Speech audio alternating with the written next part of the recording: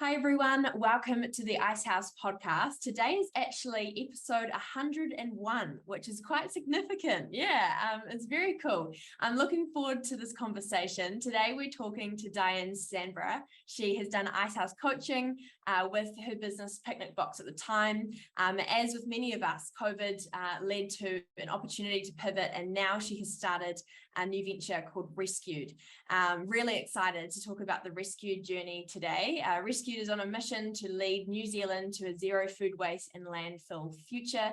They partner with growers, manufacturers, retailers, and charitable food redistributors to help solve the surplus food challenges, which is a really big topic and one that I'm excited to sort of dive in today. We actually recently had some rescued muffins at our latest Auckland alumni event, and they went down an absolute treat. So thank you, Diane, for being on the podcast today. Oh, thanks, Bryar, for having me. Yay, 101. I know. I feel very privileged. Yeah, I know. It feels pretty cool, to be honest. And oh man, it's such a privilege to be able to chat with people like yourself about their journey in business and helping, the local community too. So let's dive into the conversation. I can't wait to hear more about your journey in Rescued. But before we do, I like to start with some quick fire questions. Is that cool with you?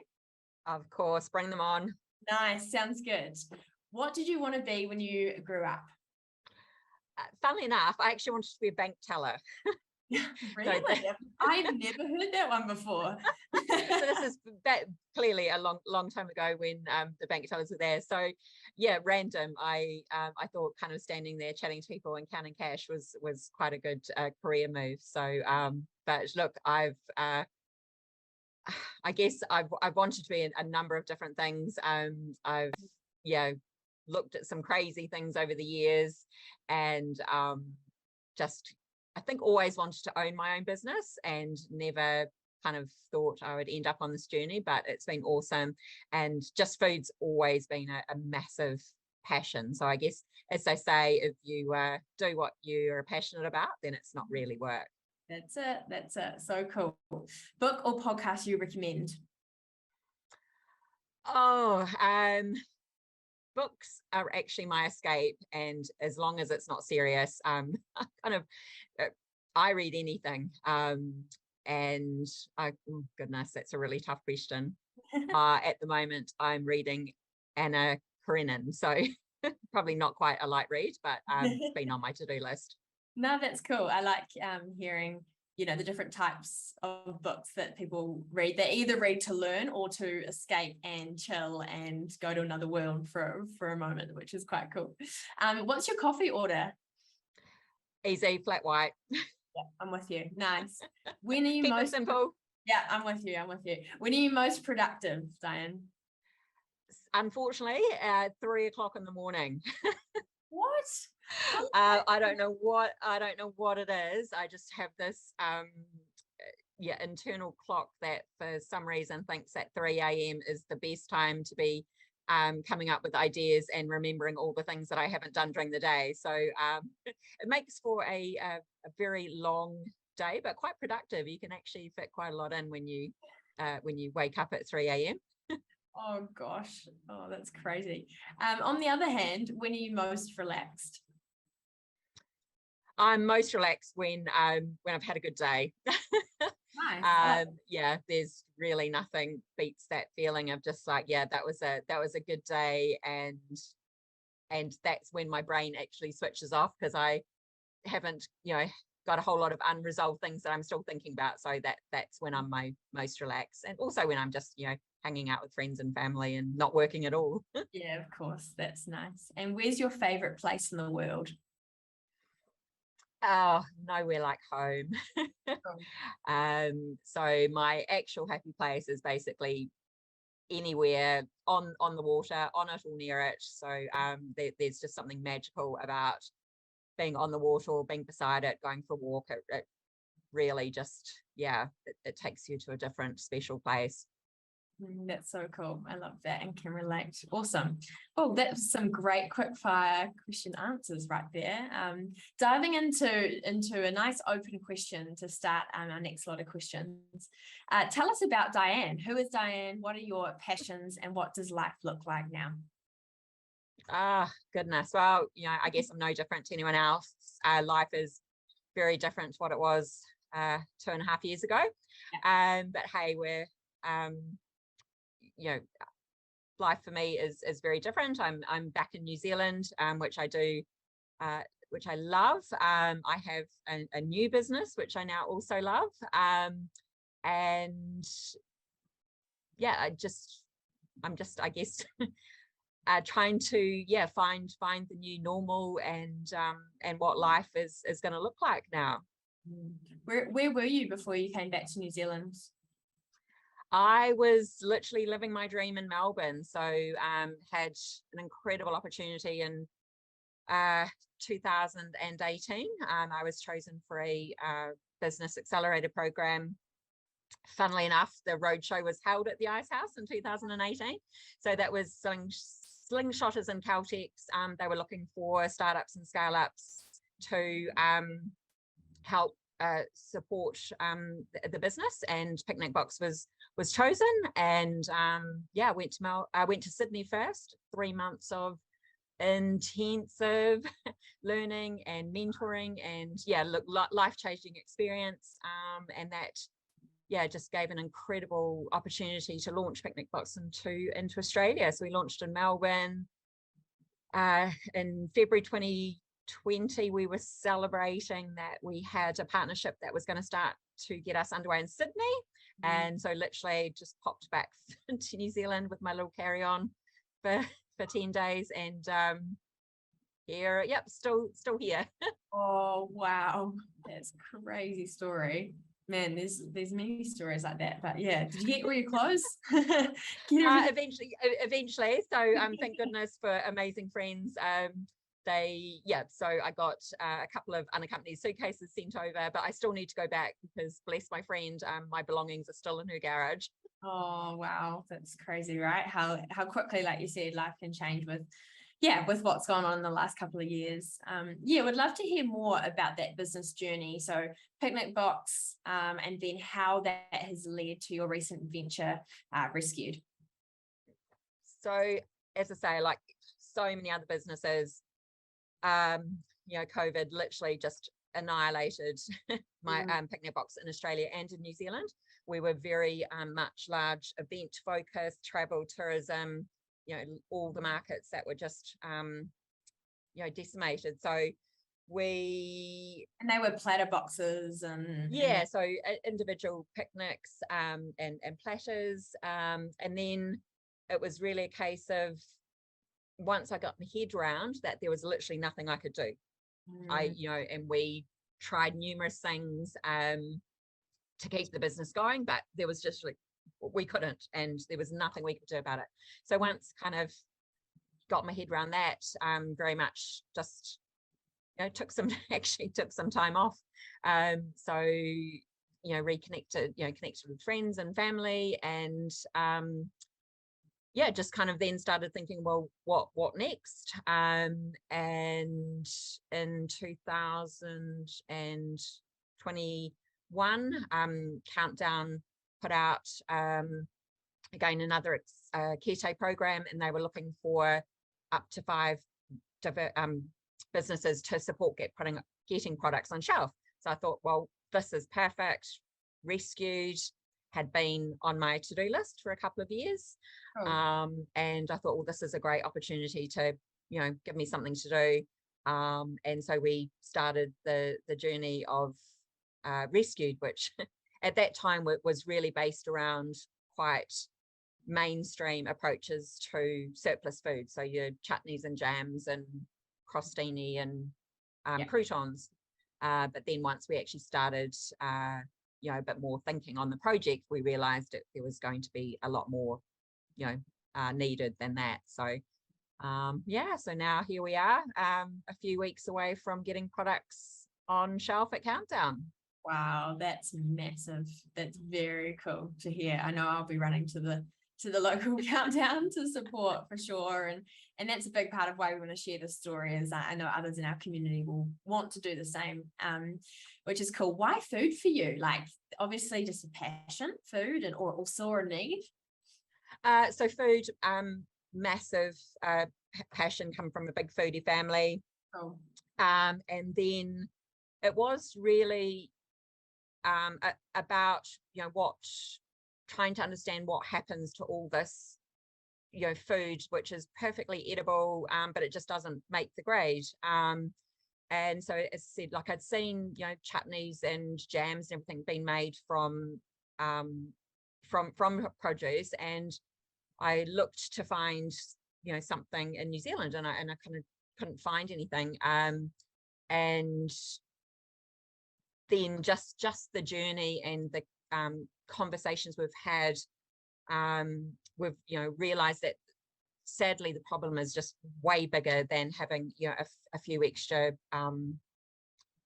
berries and stuff that can be converted into jam. So we were trying to find a solution for bread, because it's the biggest wasted food globally, because there's only so many crostini and croutons you can make. And then we realized, well, actually most of the surplus food is going to be your supermarket sliced loaves. So again, literally having too much time on our hands in lockdown, I also had been connected with the most phenomenal chef that there is, and so Royce Bold, we had connected, and we were just going, well, what can we do? So in our respective little bubble kitchens, and then he was literally just playing with oven and a NutriBullet and made pastry. And I used to like drive by his house and do letter box pickups of the things that had been baking and trying and stuff, and we were just like blown away. This pastry was just like next level, the flavor and the texture, and I was like, oh my goodness, this is exciting. So so basically since then it's just been a huge amount of research and development, and process engineers and food scientists nailing down how we get that process scaled for now what we've called our secret ingredient, which is rescued bread flour. Amazing. That's so cool to hear. So what does Rescued offer in terms of what will we be buying in the local countdown soon? So we're starting off with 4 baking mixes and 2 what we're calling real breadcrumbs, because it's been learning for me to know that breadcrumbs actually aren't made from actual bread anymore. So but the so the baking, so we've started with these baking mixes, cool. And because the rescued bread flour, it doesn't behave like normal flour, so we've developed all of these baking mixes to give a base for people to be able to add their own kind of extra ingredients in as well. So everyone has the brown bananas or the apple that's gone a bit soft, or whatever it is, or the abundance of feijoas in the tree. And so we wanted to give this space, because the last thing we wanted to do was add to the food waste problem. So that we give people the base to use and add in their own ingredients, then that's a winner. And we also get a long shelf life on the bread flour. So we get the bread the day before expiry. We process it just in completely natural. The only additives and preservatives are what are already in the bread. But through that process, we can get a 2-year shelf life on the bread flour. So that it makes it long life. It kind of, and then and gives people that base to add. And so we're working on our product development is anything that can be made using standard flour. We want to have a rescued bread flour alternative, because it also means not only are we kind of giving that bread a second life and long life, we're not drawing on any new virgin resources like wheat. So that's and that's great. Yeah, that is great. That's amazing. Cool. Really nice to sort of hear the context behind, where Rescued came from and what, what you guys are gunning to do, which is exciting. Yeah. What gets you up in the morning? What's your sense of purpose or purpose in life? So but just before I answer that, I will just go back. We also add other rescued components into the baking mixes. So lemons, we rescued lemons, they're now a lemon powder, and then our famous gin botanicals. So we rescue gin botanicals from Good George, and they also feature in our baking mixes alongside, with rescued herbs, and they go into the savory mix. So, but what gets me up in the morning is my horrific to-do list. It just grows daily and doesn't seem to get any shorter, and I'm all about like the satisfaction you get from like crossing something off your to-do list. Yeah, so motivating. Yeah, so motivating, can't beat it. That's awesome. Yeah, and look, at the end of the day, our purpose is to prevent food waste. Like, we're so confident in the solution that we have, and the extent of the possibilities, and but based on what we've done so far, we know we can do it, zero waste, profitably, sustainably, it's scalable. So we can now just kind of want to get there and get everyone, on board and working with us because I think we can do some pretty awesome things. Yeah, agree. I think you can. What's one of your proudest moments in business so far, and how do you celebrate success? Oh, look, to be honest, I'm actually so proud that we're still in business. Yeah, absolutely. It's, goodness me, everyone will appreciate it. It's been touch and go. And I'm, as I say, I'm proud to still to have one business which will get back up and running. And I'm also proud, really proud to have created a new business through all of this. And I think, that the end goal is that Rescued will also rescue Picnic Box. It's rescued me from from kind of not knowing what to do, so it's given me a purpose, and I love that. And just so much opportunity. That's again, like all of these things, you go on these journeys, and good always comes out of them, like the people you meet and the connections and what you learn, like even if it doesn't go like you think it's going to go, it's still all amazing learnings. Oh, absolutely. I love hearing that. It's very cool. And how do you celebrate success, Diane? Like any, I guess probably like any other business, we go, yeah, well done, and then just get on and keep working. So but that is one of the things that I have learned. You do just need to take time out and go, hey, look, well done, and acknowledge the people around you. And even just taking that time to actually appreciate and acknowledge everyone is, and then just get back into it. Yeah, nice. And when you're passionate about it, it's a lot easier, just to get straight back into it, because there's more good work to be done. So yeah, I love to hear that. It's very relatable. A challenge in the business experience so far, maybe specifically with Rescued, and what did you learn from it? So, I mean, I thought the one thing I've learned is, business is literally just endless challenges. And for me, it's as long as the opportunities keep outweighing those challenges, then you just keep going.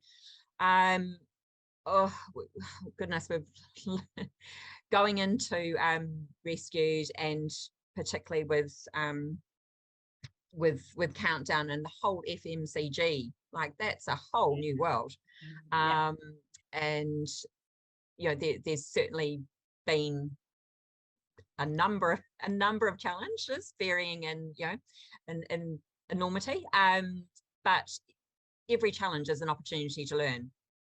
Yeah, so cool. That's such a good answer.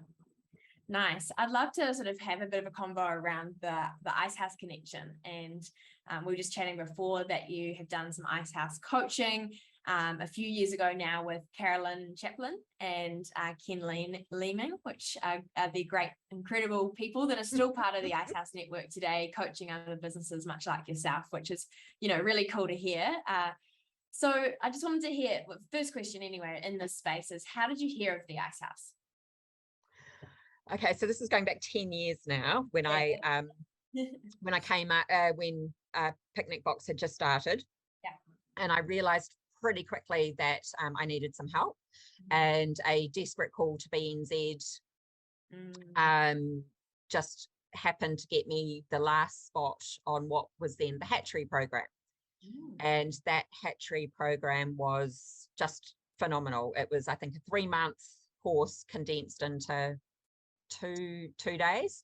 And that just started, the journey in terms of the support that an organization like the Icehouse could give. So did that, obviously met the amazing Carollyn Chaplin, who from day one has just been one of our biggest fans of Picnic Box, and I recently re-engaged with her about Rescued, and she's been a great sounding board for other crazy ideas I've had in the meantime.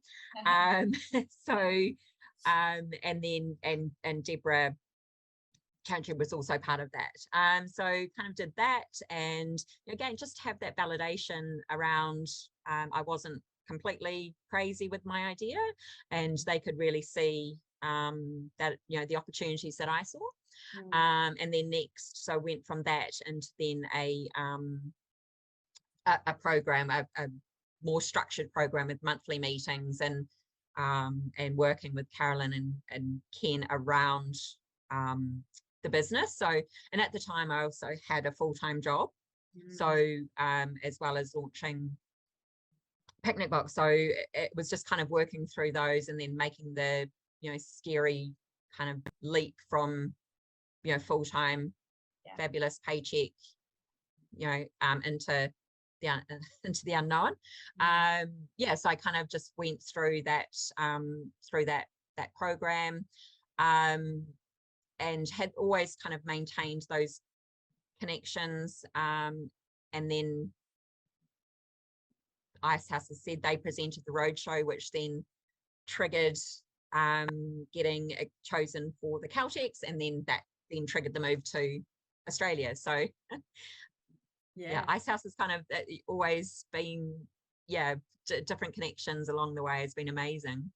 That's so cool to hear that different sort of pieces along the journey have led to big milestones in the business and in your business journey, which is exciting. Did you have any hesitations about coaching before working with an Icehouse coach, and then did that change in any way after doing your coaching with Carollyn or Ken? So no hesitations at all.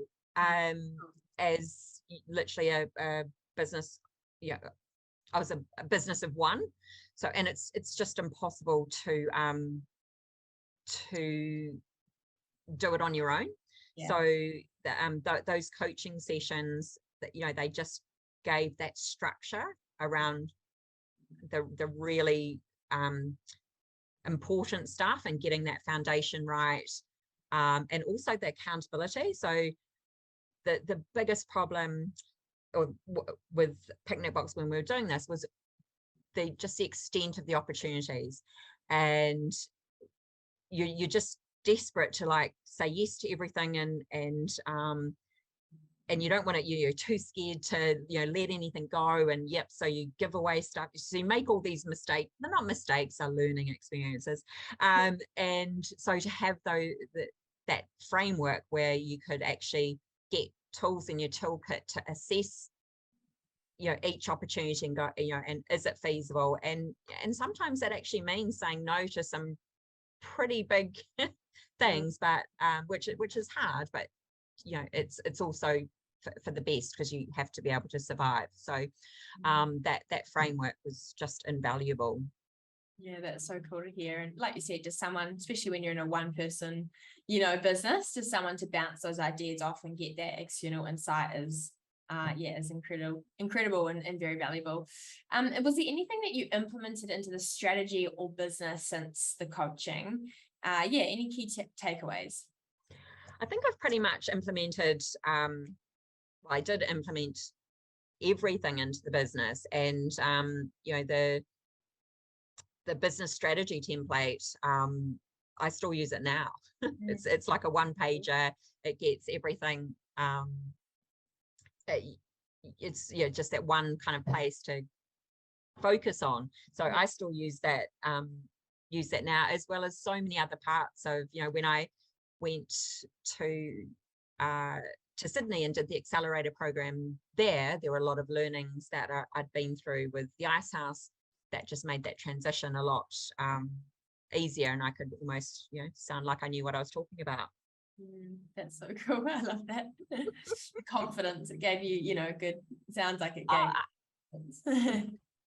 Yes, absolutely. That's cool. What did practically, what did your coaching arrangement look like? Was it weekly or monthly or anything different? We start, from memory, we were on a monthly program. And then, it was always, actions that I would work on in the meantime, but always knowing that at any time I had, support at the end of the phone or email. If something came up, then I just never thought twice about reaching out and getting advice and support. And we put down on our goals entering and winning. We had to be very clear in our goals, so entering and winning the Westpac Business Awards, and we managed to do that in 2015. So that was a very it was a great moment as well. Very cool. Long time ago now. Any thoughts on the importance of investing into yourself as an owner? Practically, what can owners do to look after themselves and their business as well? That's kind of just it's a non-negotiable. You're no good to anyone if you're not looking after yourself. So that's means something different for everyone. So, but I think it's just literally sometimes just taking that step back, and realizing probably the world's, not going to end if you take a long lunch or give yourself half a day. So I think it's just doing those little things that make you happy. So if that's, unfortunately, mine isn't going for a 10K run. I wish it was. But it can just be something so simple, but whatever it is, just make the time to do it, because it's so worthwhile. Yeah, so true. Yeah, I know. It definitely helps when we're getting input as humans to then be able to output more effectively. So I love that. What's a piece of advice that you'd give to your 20-year-old self or budding business owner? This is such a great question. I was trying to remember back when I was 20. But so I went for the advice because that'd be another whole podcast talking about my life decisions. But I think for a budding business owner, it's really just people are everything. Yeah, it's the one thing I've learned, and they literally have the power to make or break your business. So just when you find the right ones, oh my goodness, just keep them keep them close, and and look after them, and vice versa, like that loyalty, you can't buy that. That's so cool. And many business owners, which is encouraging to hear, say the same, that hire well, trust your team, invest into your people, do what you can. It's very cool, and I'm sure helpful for people that are starting their own businesses, in the task, in the detail, and maybe not giving the people side of things the effort or that it needs. So interesting advice. Cool.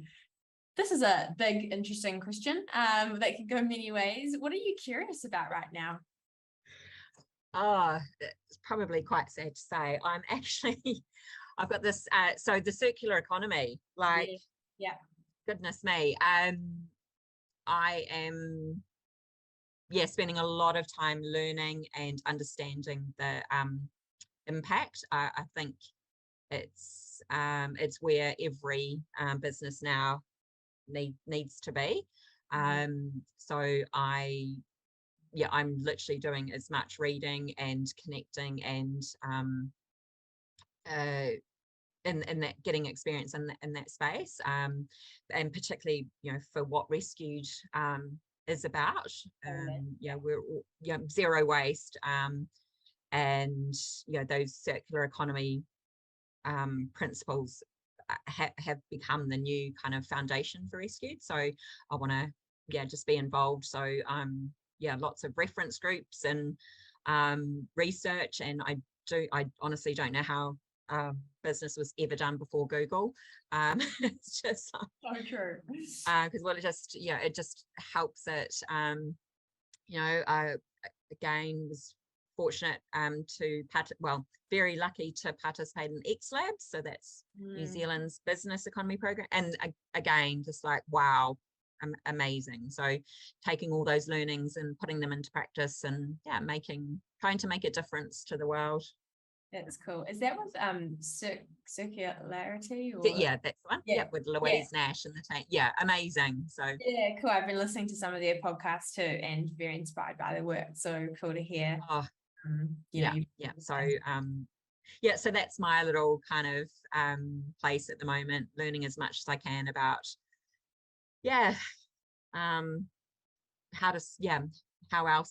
how best to get on and try and solve this food waste, surplus food challenge. Yeah, absolutely. That's so cool. Our final question is, what does success look like for Rescued, and how can the Icehouse community support you? Success to us is literally doing a lot of little things really well, and we think if we do that, then that's going to build up to make a big difference. So I guess you've said it is all about community. People are everything, and so it's again, it's little things. Just talk to us, connect with us, partner with us. We would love that. There's so much opportunity, and buy from us every time someone buys something from Rescued, then that is actually a contribution to what we're trying to achieve.